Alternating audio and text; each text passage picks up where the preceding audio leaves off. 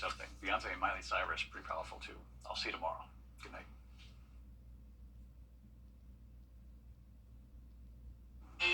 Tomorrow will be another dry day, but then we have rain and storms moving in early Wednesday morning with a Viper 6 alert day in effect as we have the possibility of severe storms. All those details coming up. Right now on News Channel 6 and 7, an investigation is underway after 2 people were found dead in a fire in Grovetown. What we know so far. Plus, a groundbreaking ceremony being held today for the medical center in Columbia County. We take you to today's ceremony. And a new traffic light is up and running on Washington Road just ahead of Masters Week. But how do those who live in the area feel about it? Your News at 7 starts now. Live from Television Park, this is WJBF News Channel 6 at 7.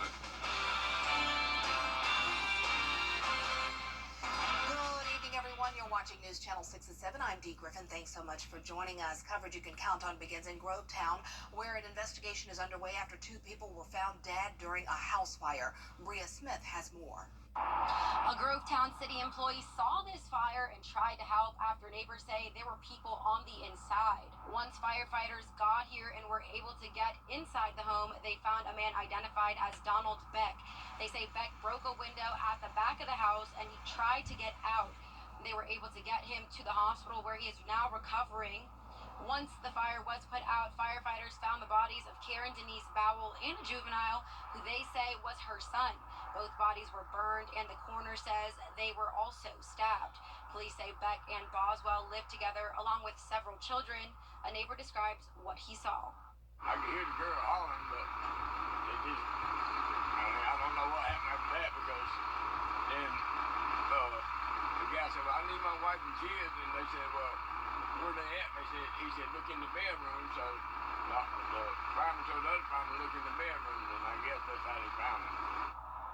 Police say Donald Beck is the considered suspect and is in the hospital under guarded condition. We'll share more information as the investigation continues. In Grovetown, Bria Smith, WJBF, News Channel 6. Aiken County investigators are working to determine just what caused a fire at a local tire company. It happened this morning at Jack Rogers Tire Pros on Richland Avenue. A few staff members were at the headquarters, and they say they saw the glow of the blaze and called the fire department. When fire crews arrived, half of the building was already in flames. Really, it's 100% total loss. I've got service trucks that got burned up. I got a couple of customers' cars that got messed up, and I just feel bad for my customers that their vehicles are inside my building and parked up front. They got some heat damage, but I got one customer's car's total loss. The cause of the fire remains under investigation. A shooting investigation is underway in Richmond County. It happened just before 2:30 at Diamond Lakes Park. Investigators say they found one victim with non-life-threatening injuries. No suspect information is available at this time. The Richmond County School Police are investigating the sheriff's office in this investigation. Well, time now for our first look at the weather, and meteorologist Jennifer Tracci joins us now. And Jenna, it was a beautiful day. Yeah, we have the clouds moving in now, but still a nice one for sure. Nice start to the work week after a beautiful Easter weekend we had. Here's a live look at our Terry Lambert Hyundai Skyview cam over at Augusta Regional Airport. You can still see the sun is setting even behind the clouds there. And as we go into tomorrow, it'll be another cloudy and warm day. High of 80 today. Our average is 75, so we were well above that. Also, our low temperature of 62 was also well above normal. So a mild start to the day. And right now we're still on the warm side, upper 70s to around 80 degrees. That's the case in Louisville. 78 in Thompson, Augusta at 79. Aiken, you're at 77 this evening. 78 in Gibson and 75 in Edgefield. Dew points are in the upper 50s to low 60s. Definitely seeing more moisture move in with this southwest wind. A little bit breezy this evening. 11-mile-per-hour winds in both Edgefield and Aiken.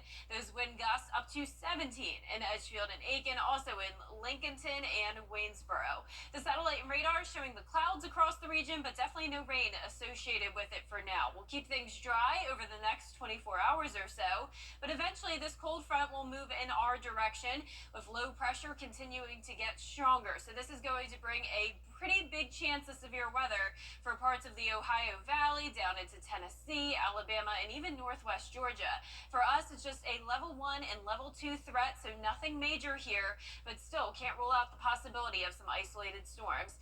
For the rest of our evening, though, we'll stay in the 70s, still that southwest wind, mostly cloudy skies, and coming up, I'll have a look at the futurecast for your Wednesday morning, so stay with us. But back to you, Dee.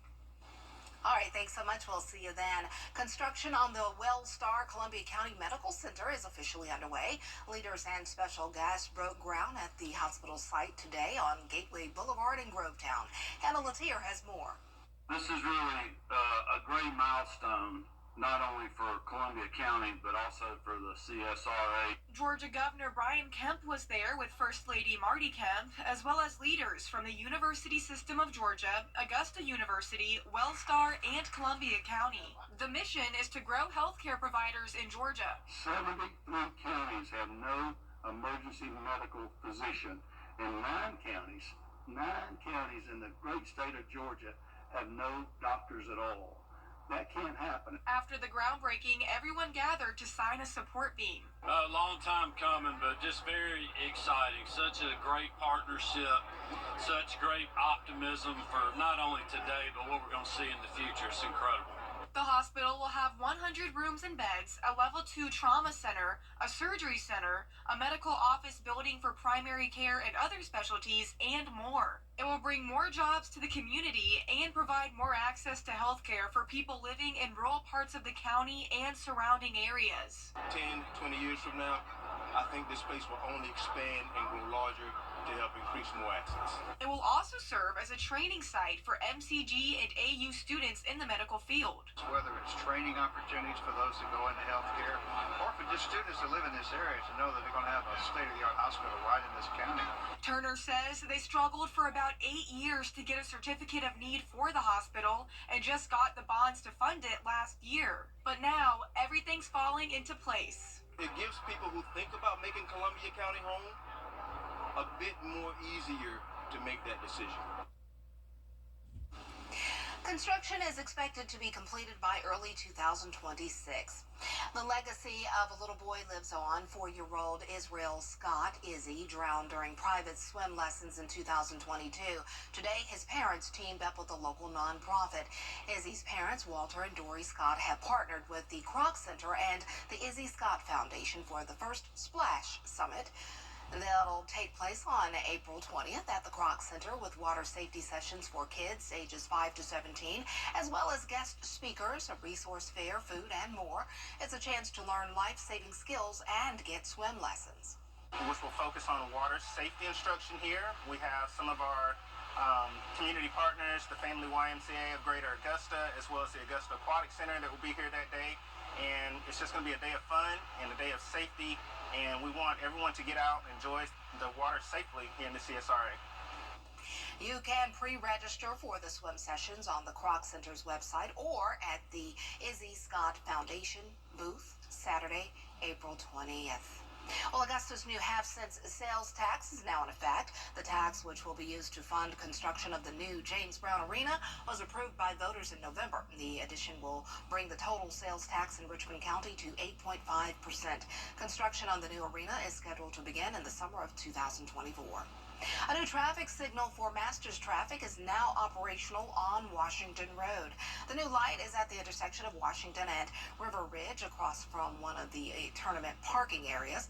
The new crosswalk is on the west side of the intersection, which has drivers saying it could make a right-hand turn difficult when the area is crowded with patrons. Is the crosswalk on the wrong side? Yeah, it looks like it might be. I'm not sure, so I guess we can't turn right if they're walking, right? So guess we're gonna have to wait. We'll see. City workers say putting the crosswalk on the west side of the intersection is considered safer than on the other side. They say a deputy will be stationed at the intersection during tournament play. Well, coming up, the Augusta National Women's Amateur is set to kick off this week. We have a look at this year's contenders when we return. Hey there, Georgia. I'm John Crow. 2, and your final winning number is 1. Again, those Georgia 5 numbers are 6, 1, 3, 2, and 1. Good luck and play on, Georgia. Domestic violence affects millions every year, but recognizing the signs can save lives. Isolation, manipulation, and controlling behavior are all red flags. Physical aggression is never acceptable. It's not just about the bruises, it's about the fear it instills. Psychological abuse can be just as harmful and leave scars that may never heal, affecting self-esteem and relationships long after the abuse ends. Break the silence and reach out for help. There's a community waiting to support you. Visit safehomestv.org for support and resources. Together, we can end domestic violence. My dad was a farmer, and when I saw him on a horse, the guy was bigger than life. One of the things that he had a hard time doing was showing the emotion. Maybe it was because the way he was raised, or believing that men provide and they don't struggle. But we all struggle. I want to show emotion to my kids. I want them to know when I'm happy. I want them to know when I'm sad. And I want them to see me working through things. The biggest reward I get from being a dad is watching my kids accomplish a goal, watching them light up. Nothing brings a bigger smile to my face. So I make my kids a priority. Whether it's hitting a baseball, a dance rehearsal, you name it, I'm there. They're going to remember that they grew up loved. Be brave. Be there every day. And allow your kids to know that it's okay to struggle. That even dad doesn't know the answer sometimes, but we're going to figure it out together.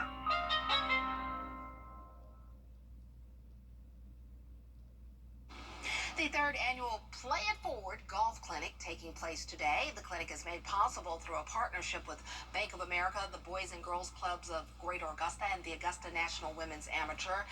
And while players sponsor the clinic to inspire members of the Boys and Girls Club to play golf, one of the women leaders says it's an opportunity for kids to learn a lot more than golf.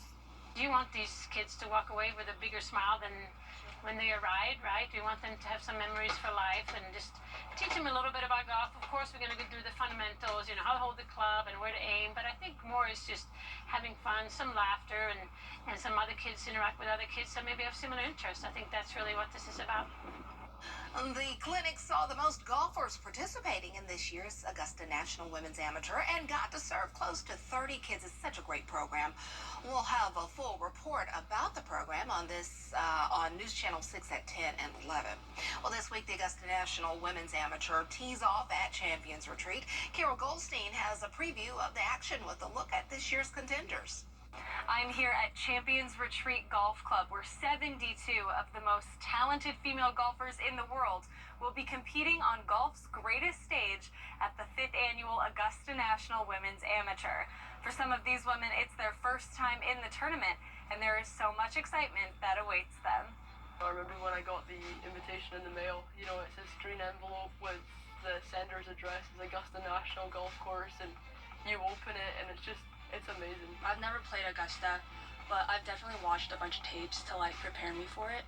So, that's the most I could do, really. Yeah, I've watched last year's ANWA. I've definitely pictured myself when it first broadcasted, because I was obviously I have 5 years to play it. I'm very excited. I feel like this course is very similar to Augusta, and I think it's a very good, I wouldn't say warm-up, but it's a really good tournament to compete in before the Augusta. I've had role models who've played this tournament, like Lynn Grant, Maya Stark, all my fellow Swedes. I hear all their amazing stories about this tournament.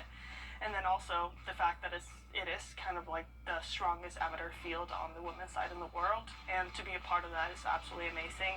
Many veterans are also returning to the women's amateur, including former winner Anna Davis and the current winner of the Sage Valley Junior Invitational, Asterisk Tally.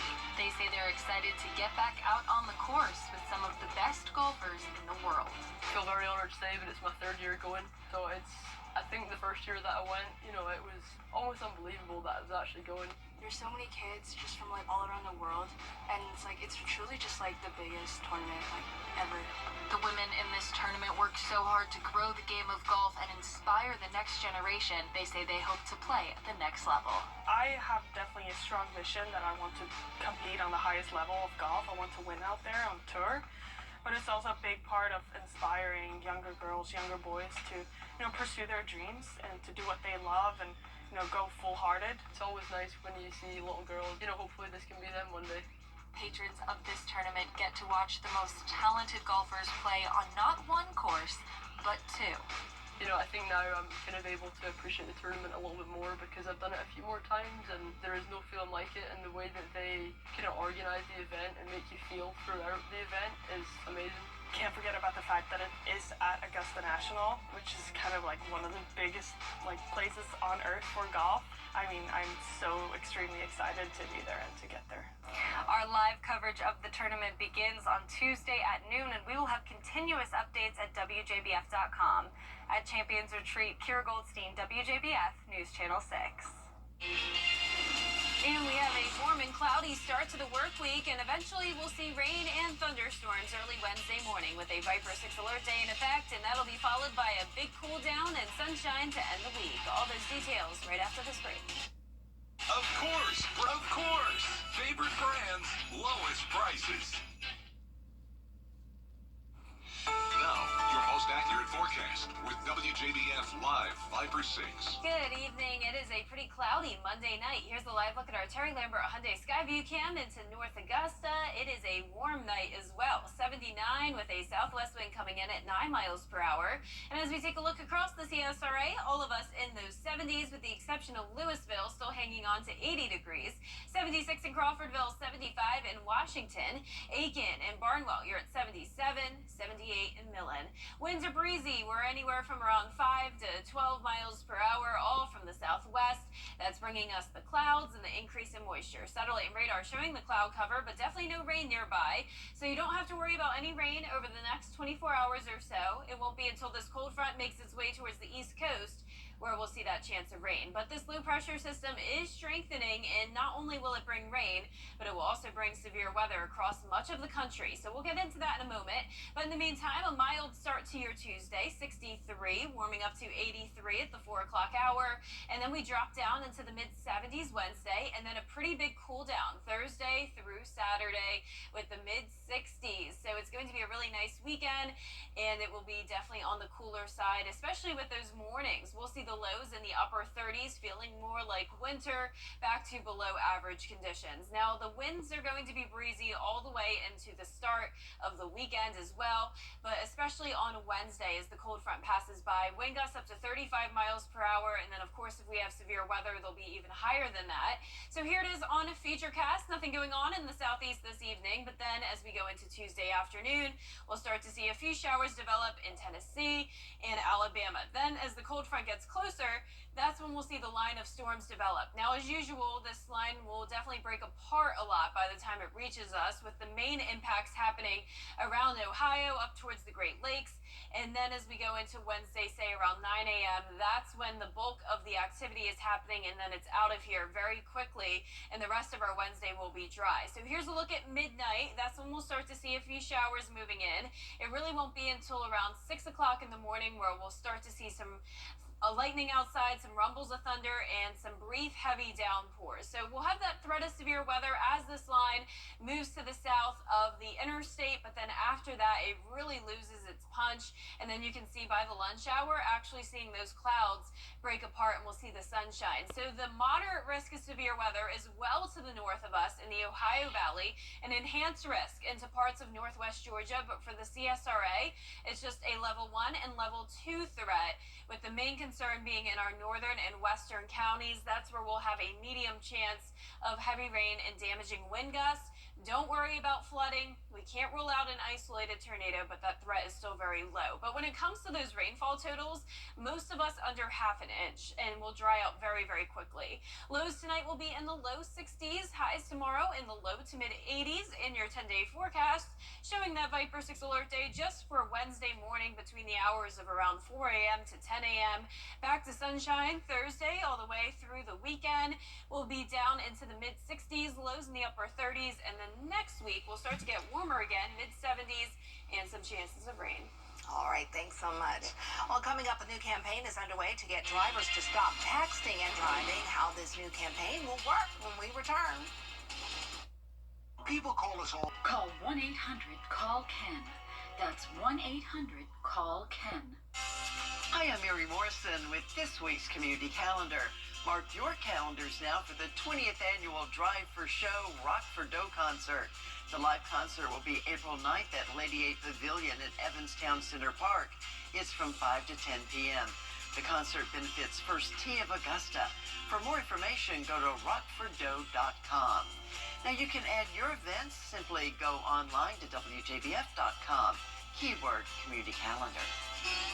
I'm Jenny Montgomery. Next time we'll meet a Gold Star family member who is raising awareness and raising funds for children of fallen patriots. Caitlin Berner is a college senior whose purpose is bigger than her bachelor's degree. Tuesday at 12:30 on Jenny. Get clear, accurate stories that don't waste your time at WJBF.com. The WJBF Live Viper 6 Skyview Network is sponsored by Terry Lambert Hyundai. Low prices, big selection, and committed to quality customer service. The National Highway Traffic Safety Administration is urging drivers to put down the phone when behind the wheel. Washington correspondent Maddie Biertemple has more on its new campaign. This is a face of distracted driving. Joel Feldman lost his 21-year-old daughter, Casey, in 2009. A man who made a choice to take his eyes off the road, reach for his GPS. He rolled through a stop sign. He hit Casey. Feldman shares Casey's story in hopes that others don't go through the same thing. No parent should ever have to bury a child. Feldman supports the National Highway Traffic Safety Administration's new campaign, Put the Phone Away or Pay. Now through April 8th, you'll see these ads on TV, radio, and online platforms in English and Spanish. Enough with the phones already. Just put them down. The $5 million campaign replaces the previous You Drive, You Text, You Pay slogan. NHTSA wants to acknowledge that it's more than just texts that are distracting drivers. There are apps for many different things now, so we think that put the phone away and pay is a much more broad message. In addition to the ads, this week more police officers will be on the roads enforcing state distracted driving laws. Baltimore County, Maryland Police Chief Robert McCullough says officers are not just pulling people over, but trying to educate drivers too. Distracted driving pamphlets are also handed out at these traffic stops. NHTSA says their efforts seem to be working. Preliminary 2023 data shows a 3.6% decline in traffic crash fatalities from the year before. But despite overall declines, NHTSA says there has been an increase in pedestrian deaths. Reporting in Washington, I'm Maddie Biertemple.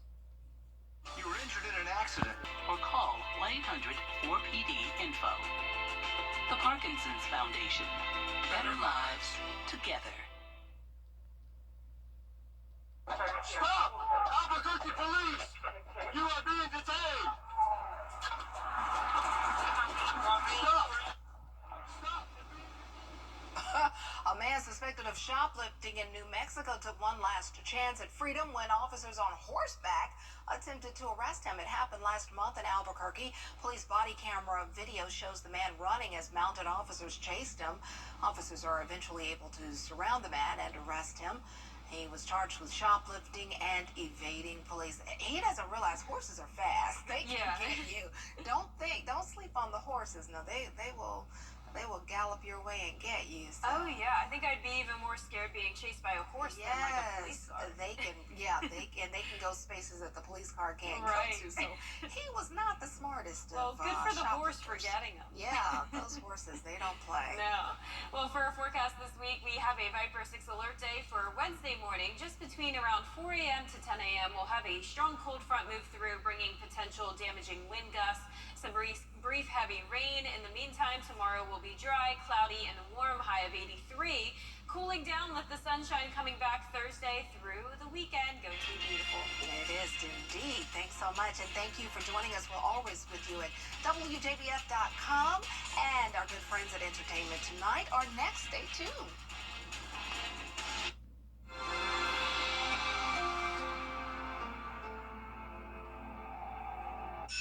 Donors